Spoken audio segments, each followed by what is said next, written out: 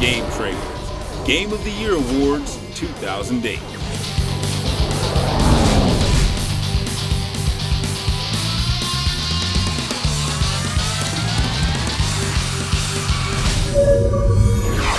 Best Software Lineup.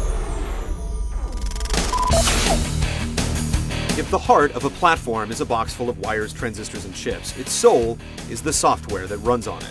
Having the best software lineup is more than just having the most games. It's about a wide breadth of genres with quality throughout. A few exclusives here and there never hurt either. The following nominees are the platforms that we spent many long nights with, yet there was always something else just as enticing waiting on the horizon. And the nominees are Nintendo DS. The old DS just keeps on ticking. Though 2008 is definitely one of its weaker years, there are still tons of games to get your stylus in motion. Remakes are a common thread on the dual screen with games like Chrono Trigger and Final Fantasy IV, but there are also groundbreaking games like The World Ends With You and Ninja Gaiden Dragon Sword that try new things. Then there are new entries in classic franchises like Castlevania Order of Ecclesia and Advance Wars Days of Ruin to scratch that nostalgic itch. Toss in Professor Layton, and it's yet another stellar year for Nintendo's handheld that could. PC.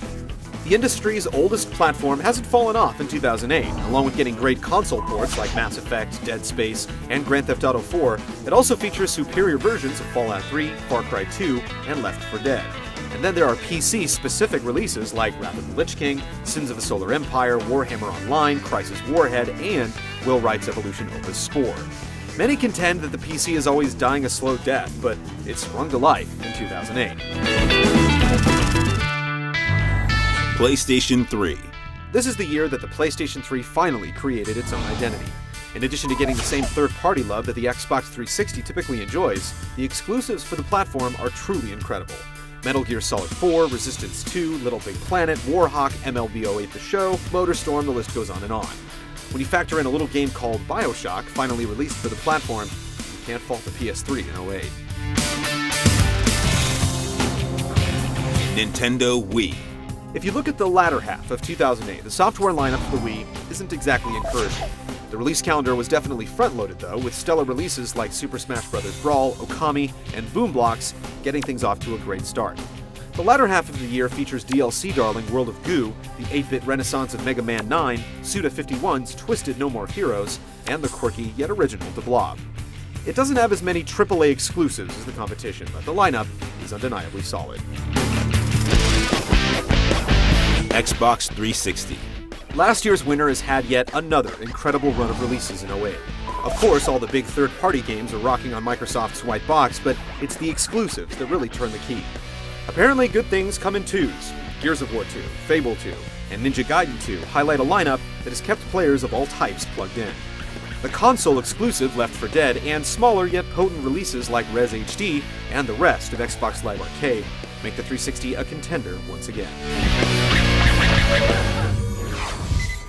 And the winner is PlayStation 3. The tides have truly turned in 2008. Developers are finally up to speed with the PlayStation 3 hardware, so multi-platform games are on equal footing.